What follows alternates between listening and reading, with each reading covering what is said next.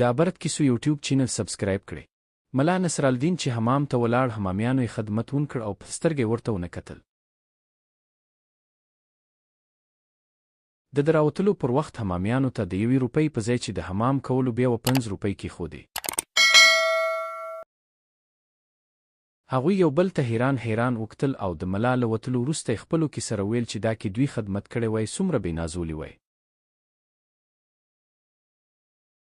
بله جمعه چې ملا بیا حمام ته لاړ، حمامیانو ورسره پوره سړیتوب وکړ، خو ملا د راوتلو پر وخت پر میز یوازې 1 روپۍ کېښوده.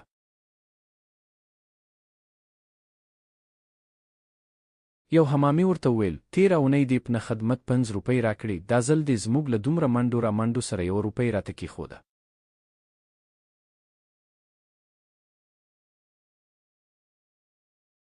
ملا ورته وویل: دا د هغه تېرې اونۍ د حمام پیسې دي.